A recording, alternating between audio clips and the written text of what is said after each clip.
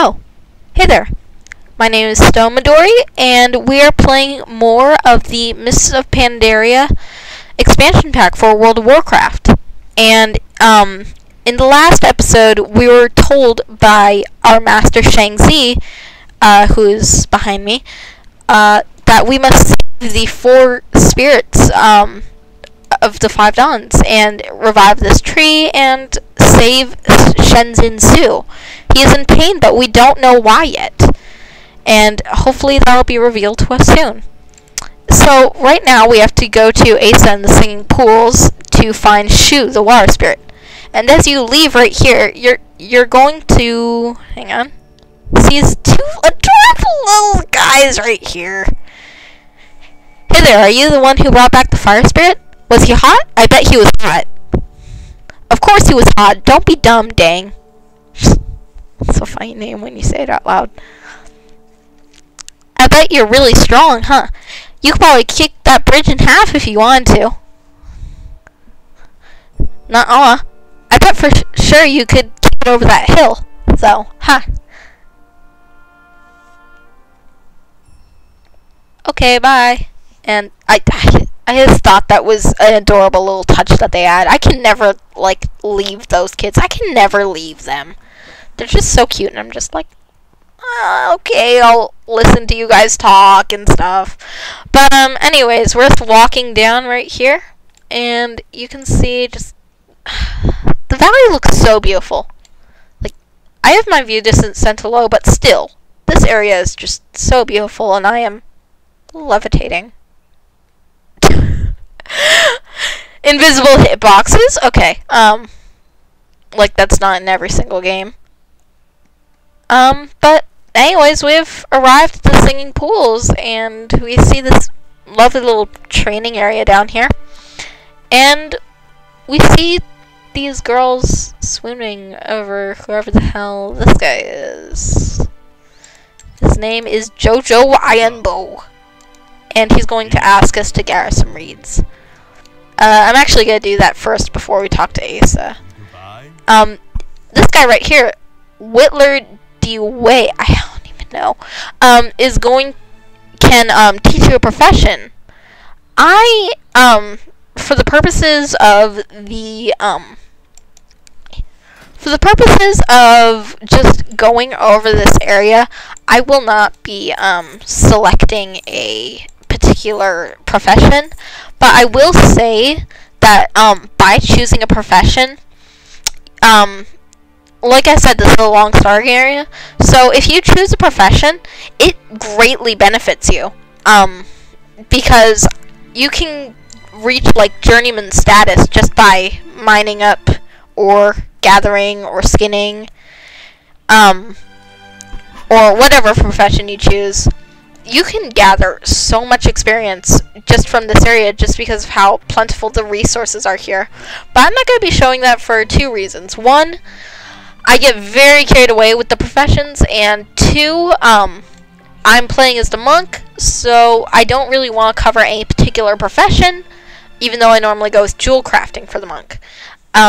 Because you could be playing as a warrior or a mage or something like that, and you guys might want to pick a different profession. So I'm not going to cover one particular profession. I will not be doing that for any of my other reviews either. And as you see, we get turned into a skunk in this pool. Like, why is that? And Asa will tell us that this is the pool of the skunk, which is why. Okay. And she's going to teach us the lesson of dry fur and the lesson of the balanced rock. Sounds interesting. It's not really. But anyways, this little pool is it'll turn you into a frog. And as you can see, the white feather crane is currently switching between hostile and non-hostile. That is because when you turn into a frog, these guys will attack you, regardless of what you do, and they can see pretty far. So you're going to want to be careful of that. Just don't get too close to the cranes or else they'll attack you, make it harder to gather these reeds. Don't worry, you won't have to stay in the water because of these training poles here. We'll Oh, okay, I was close to that crane. I'm sorry. But anyways, also I should mention while you're morphed into a different animal, you get a lot of more movement speed. You're much more mobile than you are normally, so you can use that speed to your advantage as you wish. Ah, shoot! The crane saw me. I don't think I've ever died to a crane before. Oh god, I'm so dead. Fine, okay. Ah! Stay away from me! I am not food! Frogs are friends, not food! Get out! Okay. I'm good. I am totally fine. I guess I should... I guess I should say, you can be expecting that on a normal basis when you're watching my videos, is that I will freak out a lot. Similar to, Double, I guess. If you've ever seen, Mr. 360 Games, his videos, you know, he's pretty hyper, but that's why people like his videos. And, I'm just gonna be myself in these videos. That's what I'm gonna do. My plans for the future, I guess I could talk about those. I'm planning on starting a little Ask blog. Oh, speaking of blogs, I have a Tumblr blog, and that's where I'm going to be getting the questions from. I can't enter that way. And I'm going to do that little Ask blog once I reach 100 subscribers. So that's going to be my goal, is that once I get 100 subscribers, I will, start my Ask, blog. And just so you know, my blog is still up, nonetheless. So, even without 100 followers, you can still ask me a question if you're my subscriber. I'll see if I can put a link to my, Tumblr in the description. But, I'm trying to get away from these goddamn cranes. Don't tell me I have to kill him. Okay, I was able to get that. Just leave me alone! Okay. But anyways, you can still ask me questions if you want. I'll answer them for you. I just won't be doing my Ask videos. That's something I will not be doing. What do you need? Goodbye. But as for... Oh, I guess I could cover this. The reeds of the singing pool are the hardest in all of the land, but they are air before my mighty brow. Many have tested my claim, and yet... screw it. But yeah, that's why I wanted to collect the reeds, was because he is one of those karate people who's like, I will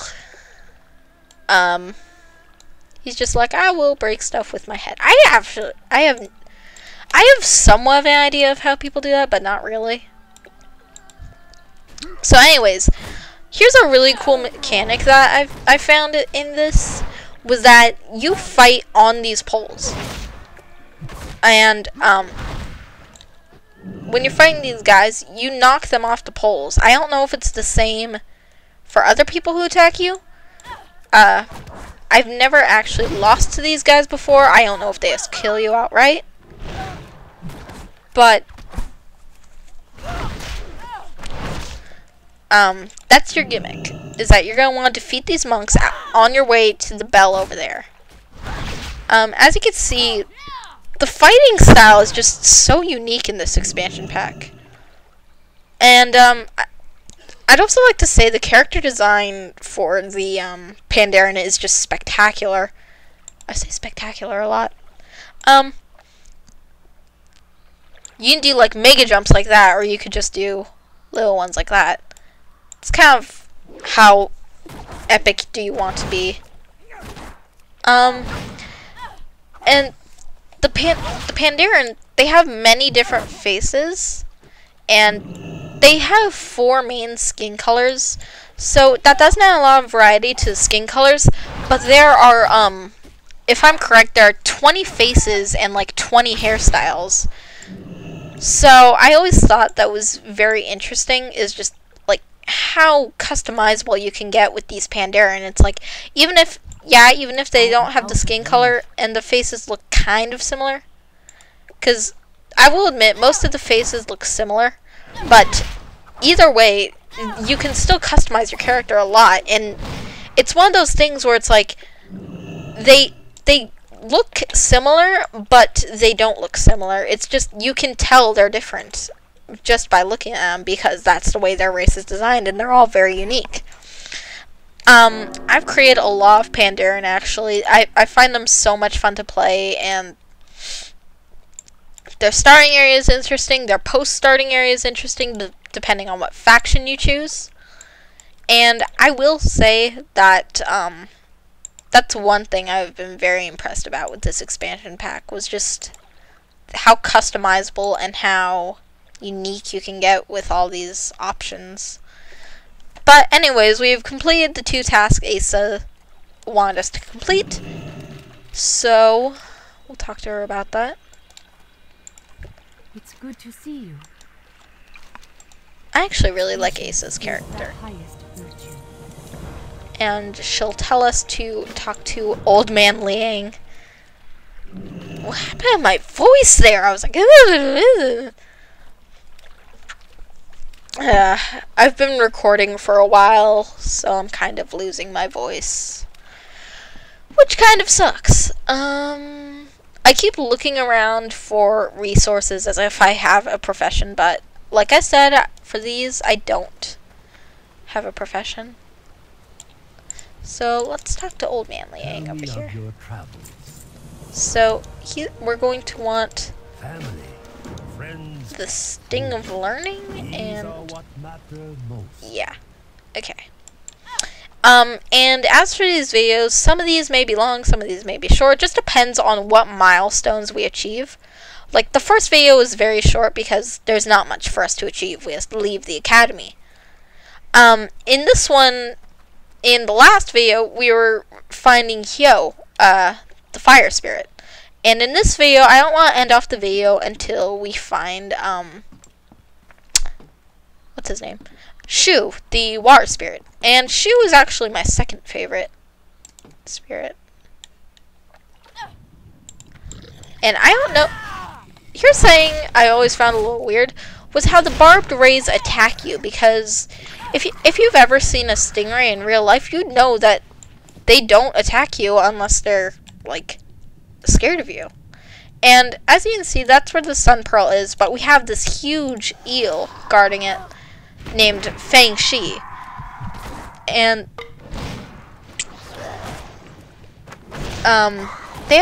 she has some abilities. Oh my god, she does a lot of damage with that. I do not have enough energy. I did not know she had that bit. It is too far away. Okay. Right there we got a smooth scale. So we're going to want to get the sun pearl. Woohoo. Okay. God, that scared me. That took a huge chunk out of my health. Anyways, next we're going to want to take down some water pincers. These guys, I hate these guys. I think this was the first time I died, was trying to fight these guys. Just because of how fast they are, you can't escape them. And you're going to want to keep an eye on your health, make sure it doesn't get too low, and try and bring them toward you. Try and bring the pincers toward you. That's my advice to you. So that way you're not entering a big group, and when they move around, you have like 20 water pincers to deal with. I do not have a target. I would recommend just kind of walking around them. Like that. See, because as you'll see, they move toward you at random. They don't have a path, like any particular path. They just walk around just like any normal monster. And right there, you can get some very nice loot. And I missed that guy. Okay. I always thought these guys sounded like spore creatures. Because seriously, this thing looks like something out of Spore, doesn't it? And it sounds like something out of Spore, too. And with that, we have reached level 6, which is awesome. Alright. So, what we're going to want to do is, instead of talking to Old Man Liang, we're going to want to talk to Asa, who will be on this little grotto right over here, if you want to call it a grotto. I don't even know if it's called a grotto, but whatever. Oh, well, you do talk to Old Man Liang. He's just over here. He's not at his little... And we get the Sun Pearl Vest, which you're going to want to equip. And as you can see, the armor doesn't change shape, but it does change color. And you can kind of like pick and choose which armor you do or do not want to keep. Because one thing I always like to do was like, this armor I would pick it like, this armor looks cool, so I'm going to save this, because you can only get this armor in the Pandaren area. That's how unique it is. And, oh my god, we're Jesus! No, not really. And you can see, like, these little water sprouts wanting to come up. And we're walking on water. We have the ability to walk on water. Blessing of the Water Spirit. So we're going to want to drop the Sun Pearl in. And Asa's telling us to play with Shu. And he, she, it. What you're going to want to have to do, this can be a little difficult, because it's hard to get the timing sometimes. But what you're going to want to do is stand on these geysers, and she's going to shoot you up. I like to think Shu is a little girl, because her laugh, her laugh is just so cute. But you're going to want to hop on these geysers. And I like to jump before I get into the geyser, because it makes you go a little bit higher. I've never actually seen the face. That face!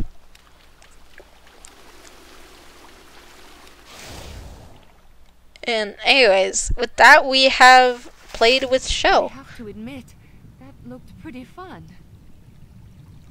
And it looks to me like you made a new friend. So that's cute. We made a new little friend, whose name is Shu.